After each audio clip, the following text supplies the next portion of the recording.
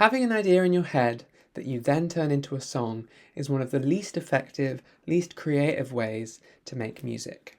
It's a valid way for sure, but if it's the only way that you can get a piece of music started, then you're limited by how quickly you can actually have the ideas, and you find yourself sitting around waiting for inspiration to strike. What's more, you can only create the things that you can imagine in advance. So if you're trying to push yourself and make something truly new that you haven't done before, you're hamstringing your creativity. What if you could create endless musical material whenever you want so that you're never waiting for an idea to pop into your head? In this video, I'm going to walk you through 3 different techniques in Ableton for creating generative drum patterns and show you how you can turn those into songs without ever having to wait around for a good idea. But first, what if your entire idea of what creativity is wrong?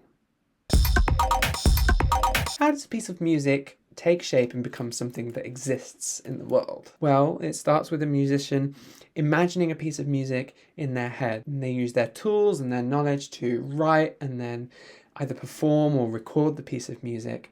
And they succeed when they've realized the vision that they've had in their head. Or do they? At school, we are taught that artistic activity is the expression of ideas given beautiful form by the expert mastery of tools. This description produces many unnecessary red herrings, white elephants, and wild geese that we waste our time engaging with. These are the words of multidisciplinary artist Mark Fell, whose work is endlessly inspiring to me. The quote is from this book, Structure and Synthesis, where he lays out what feels like decades of ideas about art and music and creativity and the world. To be honest, Fell has a different idea about what creativity is and how it works. For him, the act of being creative, of working with your chosen tools, exploring and experimenting, is where art and ideas come from. Tools and materials and processes have just as big a part to play as the human being operating them. I want to challenge a description of artistic practice that sees it as starting in the artist's mind and defines success or failure as one's ability to more or less adequately organise and then express the contents of one's mind. For me, aesthetic positions are just a side effect of using technologies, of exploring materials, processes, tools, and their interactions. What happens to music when we think of it in this way? So if we want to make something truly new, we need to treat the exploration of our tools as a key part of the creative process. Let's generate some drums, baby. Generative techniques are all about setting up processes to make things happen for us. It's not about clicking notes directly into a MIDI clip or arranging audio files around or anything like that. It's more about using effects in different processes to produce results for us. I'm going to be demoing all of these techniques in Live 12, but this first one will work in any version of Live that has MIDI effects. For our first method, we're just going to use a single MIDI note the length of the entire clip. I'm actually going to drag this over to a new track. I'm going to get rid of this drum rack and we're going to set this MIDI output to our drum channel. You'll see why in a second. So now we're going to use MIDI effects to generate our pattern for us. The first of which is going to be a chord. A chord effect is going to stack notes on top of this bar long kick note and look something like this. But because we've got it encapsulated in a MIDI effect, we can tweak it and play around with it without having to go into the MIDI editor and drag things around. So to start with, I'm just going to have a snare drum and a clap maybe.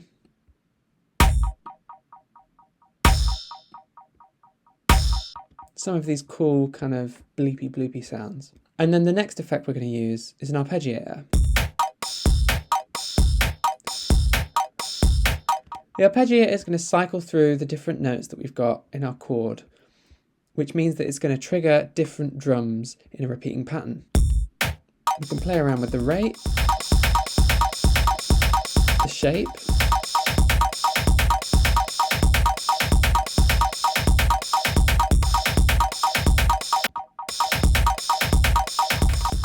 another thing I like to do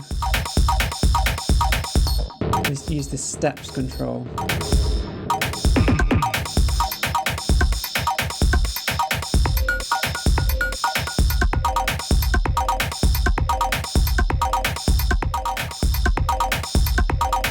And now this pattern I really like.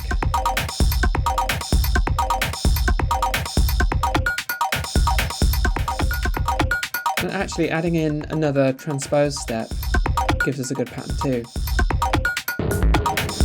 Okay, I'm going to record this, and now because we've set up a separate MIDI track to actually trigger our drum kit, we can just use the clip record button to record in our patterns. So I'm going to start with the first one.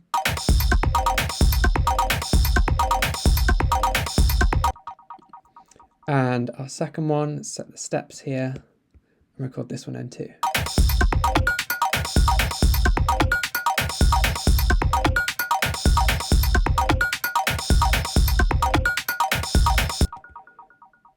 I'm going to turn our MIDI track off. So now we're just playing from these clips that we've already recorded in.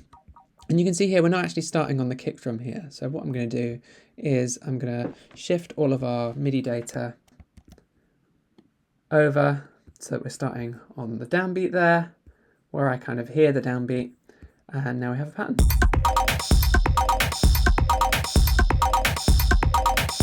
And the beauty of this is that we don't have to be married to any of this, right? This is just our starting point. So we can tweak this, like for instance, I'm not sure I like this double kind of clang sound.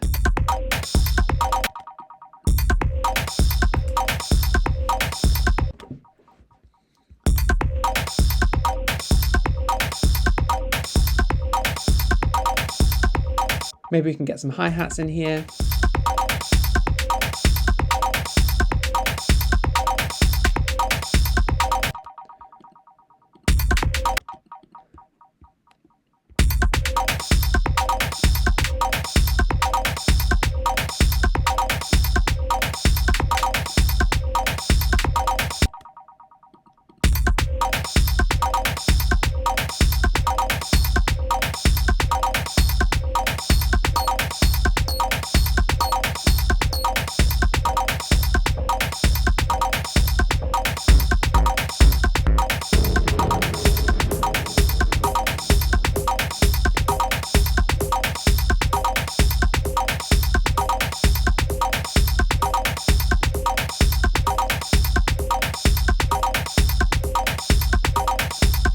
Tweak some of the velocities here to get the balance a bit better. And then maybe we want to add a groove to it. Let's see.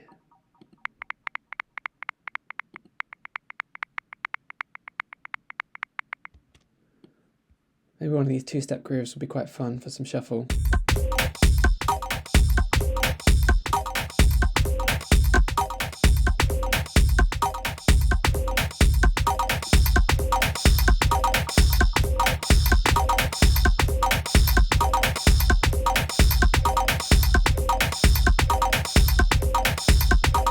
Right away, we've got an idea going with a couple of different variations. So I'm going to apply this groove to our other variation. And again, we're not quite starting on where the kick drum is here, so I'm going to drag this along. Whoops. And just set it to a 2-bar pattern.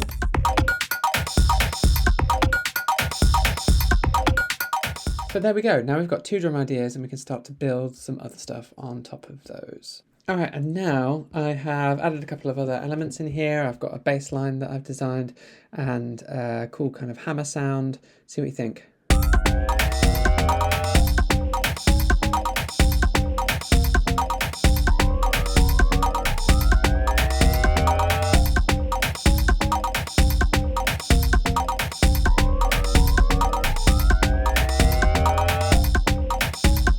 Pretty cool.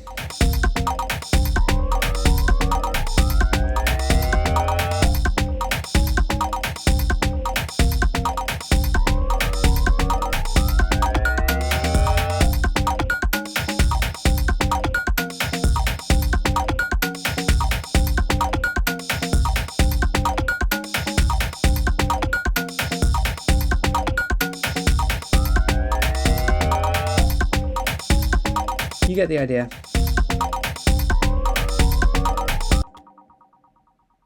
All right, I've grabbed a fresh drum kit. Sounds like this. And this next technique, we are going to make use of these new functionalities in Live 12. So we've got MIDI generators down here. These give us some really easy, flexible ways to come up with new ideas really quickly. We've got a few different controls for how dense or sparse the pattern is, what rhythm the pattern is actually playing, and how many steps long the pattern actually is. We can also control the duration, split the notes into two, and change the regularity of accents and where they kind of start and stop in the pattern.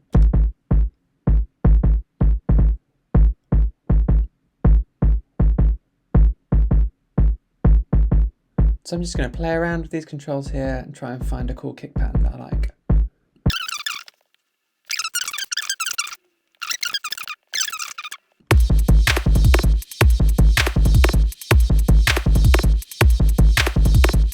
Cool. Now, because of the way that the kick drum pattern has kind of landed, I actually want to kind of rotate this so that this fourth beat is actually the first beat. So I am just going to do that real quick.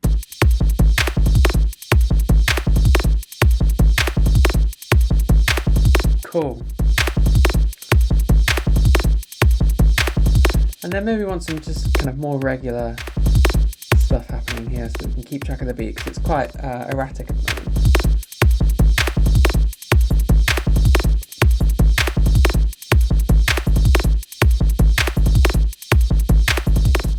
Cool. I'm digging this. Okay, and once again we've added a couple of elements to this.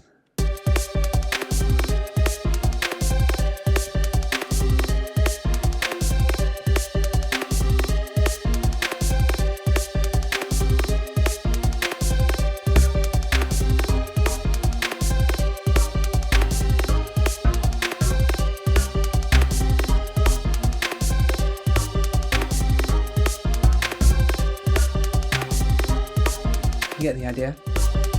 But yeah, I knocked that together in like half an hour. Less even. Really powerful way of coming up with ideas. Alright, and now we've got one last library drum kit, and we've got one last generative technique to show you. Now, we've used this rhythm generator, but we've also got the lovely world of Max for Live waiting for us. So inside of here, you can download Max MIDI generators. I haven't actually looked into any of these yet. I wonder what's around, but I highly recommend you go check that out, maxforlive.com. I'm sure there's plenty of people making cool stuff. It's been a while since I've made something. But we've got this Euclidean generator here. This lets us generate Euclidean rhythms. So we can select which voices these rhythms are going to, turn them on and off, and then we can also select how many steps, the density of those steps, and the division of the rhythms, how fast they're going. So I'm going to play around with a few of these parameters and try to start getting something going here. Once again, we can do it one note at a time and lock it in that way, or you do have the option of applying the same rhythm to a bunch of different sounds with different rotations applied to each. So I'm going to start with going one by one, I think.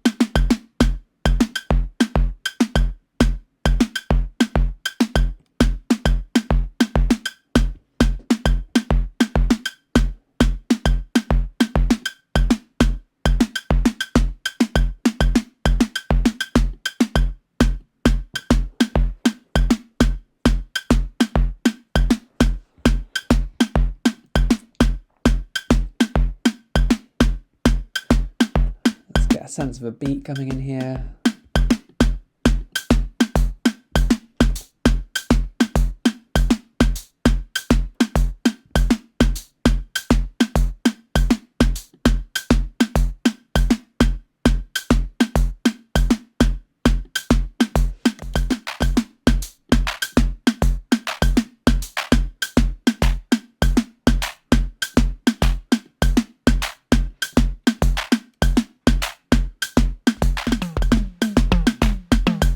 Yeah, I'm really grooving now. You can kind of tell from how quiet I've gone that I'm just feeling it.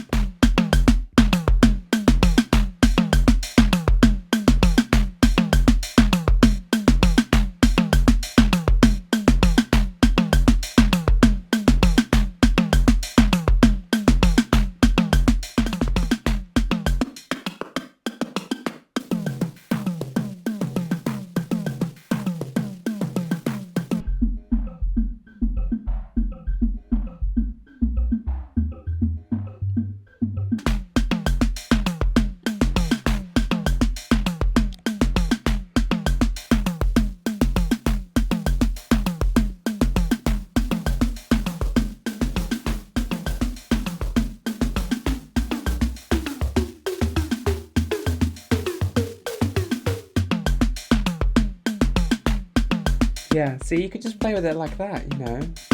I don't know that this even needs many more layers adding to it. I could just play around with these settings.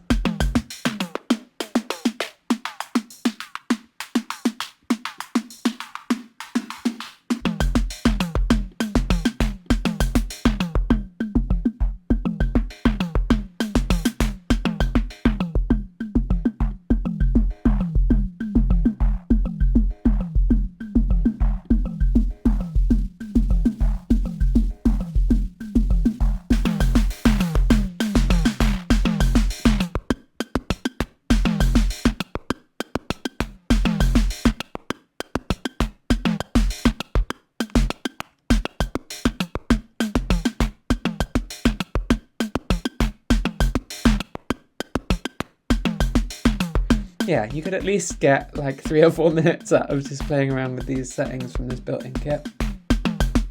I'm not even going to take it any further than that because I think I've proven my point of how this generative technique of coming up with stuff is a really just amazing way of getting ideas going and finding inspiration instead of waiting for it to find you. Costume change. So what have we learned? Well, hopefully we've learned that next time you're sat around waiting to have an idea, you need wait no longer. Engage with your tools and processes and materials that you have to hand and let them help you bring new creative art into the world. If you're thinking, well, now what do I do? I've got an idea. How do I turn it into a finished song? Follow the link in the description to access a resource that's going to help you do exactly that. You can also watch the accompanying video playlist right here on the screen. Good luck.